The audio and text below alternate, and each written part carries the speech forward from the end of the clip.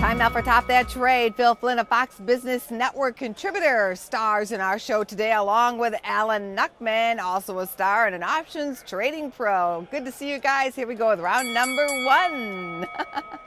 Billionaire battle. Bill Gates' net has now passed $90 billion. Is Microsoft a buy, sell, or hold? Ta-da! I still think Microsoft needs to take out its all-time highs. Now, let's remember, he was worth $100 billion in 1999. Right. So it's taken him a long time to get all his money back. I hope he's been able to survive.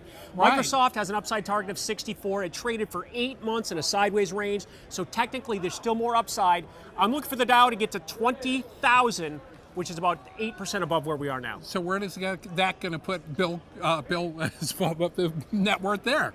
It doesn't matter. He's got if you've got that kind of money, but, it's enough. It's enough. I'm amazed. This is the most bearish I've ever heard about the stock. This guy has never found a stock that he doesn't like, and he seems somewhat hesitant on Microsoft. We talked about Microsoft back to when it was trading at $54. Right. So let's Well, not. and I got very upset because I was still trying to get my Windows to unfreeze at the time, and You're saying it was a long time Bing. ago? I hate Bing. Okay, I'm sorry. I'm going on the record. Bing is bad. But I will tell you this: Microsoft has made a lot of advances over the last couple of months. I think they're getting poised for a new revolution, a new stock price.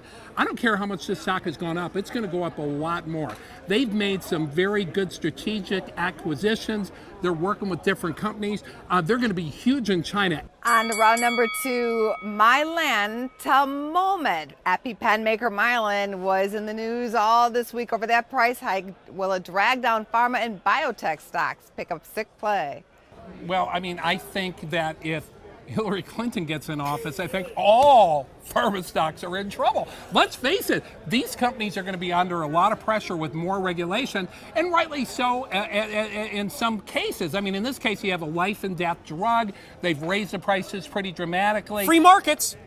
There is a free market aspect to this. Okay, I can hear a but coming out of you. You're going to say but. But. There's got to be. You got to look at it reasonably. When you're looking at these things, there is a free market there, but when there's life at stake, you got to see what you can do. But at the same time, these companies have to make money. Or the stock is suffering, down 25% in 5 days. So it's a public relations issue more than anything.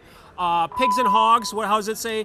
Public relations issue as long as you're not the guy that has to pay the money to save your life to get this allergy-saving drug. Pigs get to eat, hogs get slaughtered, and that's really what happened to this stock. They just got too greedy. As far as looking at biotech stocks, I like Bristol Myers. Bristol Myers got beat down 15% in one day in a phase 3 drug announcement where they didn't achieve the results they were looking for. So look at that stock near the 60 level. It's moved up 115% in the last 5 years. So buy the dips and then sell the rips. I like Bayer, or if you're in Europe, Bayer. I really like this acquisition of Monsanto. I think this is going to be huge. This is going to be the future. You're going to be mixing a lot of smart technology. Who knows? We might get genetically modified aspirin someday. No, I'm just kidding. You guys are the best prescription for a bad day. Let's move on to round number three, rate date. The 30-year fixed mortgage rate remains below 3.5%. So what is more likely to happen next? 4% or 3%? I'm thinking optimistically that rates will go back up because everything's getting better. Well, that would be the easy answer, and a lot of people would say that because they're low. But a lot of simple people would say that, right? There's a case to be made. They've been low for a long period of time. Supposedly the economy's getting better. That means there's more supply on the market. But I don't think we're going anywhere. I think there's odds to go down, and mainly because there's too much supply on the market right now of homes and mortgages right now. And I don't think we're housing numbers were fantastic this week. They are. And what happened to the interest rates? They went down. They went down. There's very low inventory, so there's not a lot of houses to be bought or sold now. So what does that tell you about rates? Maybe there's not enough demand for these mortgages. If there's not, you know what I'm saying? What I'm getting at is I don't necessarily I say we hit 4 before we hit 3. All right, that's fine. I say we go nowhere. Well, we have to go somewhere with a bonus round question for today. What is the most popular flavor of ice cream?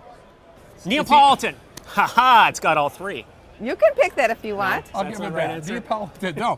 It's either vanilla or chocolate. It is vanilla. The answer is vanilla. Ta-da! All right, there you go. I had it right with Neapolitan because there's 3 different flavors Yeah, inside you're right. there. I think you're No, I'm Alan just was licked on this one. Business First AM continues after.